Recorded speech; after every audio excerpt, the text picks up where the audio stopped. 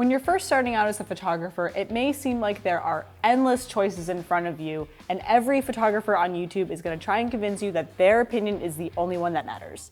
But today we're going to be breaking down the age-old artificial lighting question that is definitely on everybody's minds: continuous lights or strobes? Now, my disclaimer is that I love all of my children equally, but they do have some varying strengths and weaknesses that we're going to be breaking down in this video so you can make an informed decision for your next purchase. For a demonstration today, we're going to be using two different types of the Godox lights: the Litemons LE300 bicolor light for the continuous lights, and then the AD400Pro II for our strobe lights. There's a lot to cover here, so let's dive right in.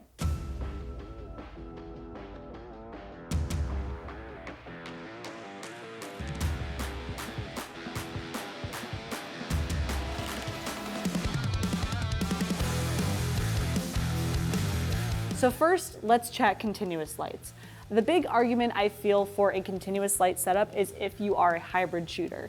If you're someone who's going to be shooting half photo and half video, or even if you're dipping your toe into filmmaking, I think it just makes sense to invest in gear that you can use across all of your projects versus having to have dedicated photo lights or video lights. Another pro for the continuous light setup is they're a bit more user-friendly for the beginner shooter. And by user-friendly, I don't mean that it is a piece of cake to do lighting in general with them. I mean, it's just easier to visualize your final image while you're shooting. So when you're using the continuous lights, what you're seeing in the camera is what the final image will be, versus with strobes where you're popping off the flash every time and then you're seeing the image and you have to adjust from there.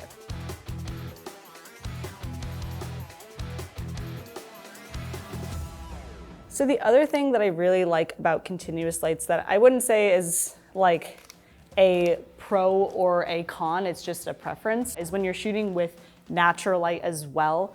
I find that the continuous lights have a more soft light to them rather than the strobes, which are more paparazzi like flash.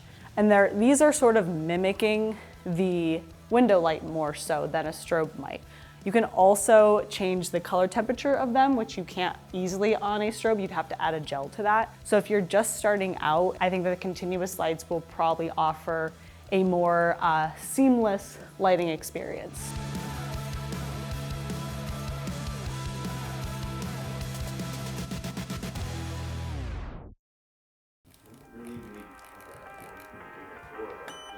Boom.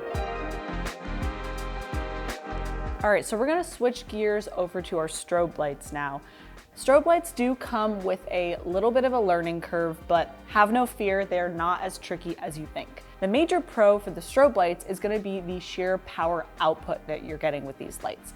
They're always going to be a little bit more powerful than a continuous light of a similar wattage because you're only drawing power for a split second versus continuously drawing power for the continuous lights. So if you're in an apartment like this, where you have extremely bright windows, or maybe you're shooting outside and you need to overpower the sun to be able to expose your background, these are going to be your best bet.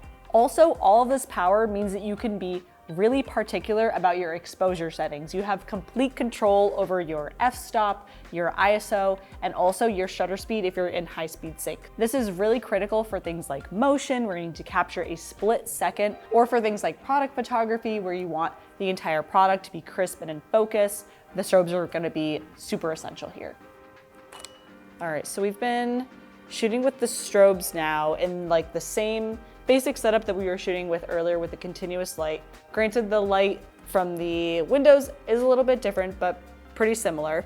So the main differences that I'm seeing here is that with these strobes, because of their sheer power output, we are able to expose for the windows this time, which is really nice. It does have a different flavor to it, I would say. The strobes are a lot stronger, so you're getting more of a paparazzi look, but I mean, to each their own. If that's the kind of look that you're going for, more magazine, editorial, strobes are gonna be what you're gonna wanna go with, but it's just a little bit different.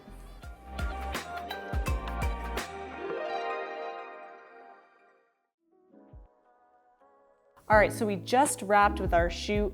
We had so much fun shooting with the Godox lights. So here are some final thoughts about the lights themselves. The AD400Pro IIs were awesome for shooting in a studio setting, and they were honestly more than enough power that we needed when shooting portraits, even against the super bright light. I think we only had them at full power for a small portion of it. So the 400 watts were definitely enough to shoot in a studio for anything like portraits. If you're doing product photography, they are more than enough power indoors, or you could even go all the way up to 600 if you really needed a little bit more, or down to 200 if you didn't need as much in a smaller studio. So then moving over to the continuous lights, we were using the Godox Litemons 300 bicolor light.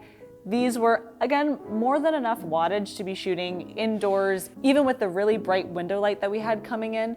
They were a great accent light to be filling in all the shadows, and also, I would say, a really great budget-friendly light if you're just getting started or you're trying to add some more things to your studio. All right, so now that we've covered both the pros and the cons, strength, weaknesses of continuous versus strobes, you may still be asking yourself, which one is right for me? And while there's really no clear-cut answer as to which is better or worse, here's some things that you might want to take away. If you're a product photographer, you need complete control all the time of your settings. That's going to be incredibly crucial to you. I think strobes will give you the power and control that you need in a studio setting, out and about, if you're shooting on location. Those are going to be really critical for you. If you are someone who's maybe a beginner or a hybrid shooter who wants to have flexibility in terms of shooting with natural light or shooting with video, I think that the continuous lights will be your best friend for that. But when all said and done, there's a lot of overlap between the continuous and the strobes, the pros, the cons. I'm curious, which will you be picking up for your next photography project? Let me know in the comments below. I'm Sam with B&H, and I'll see you next time.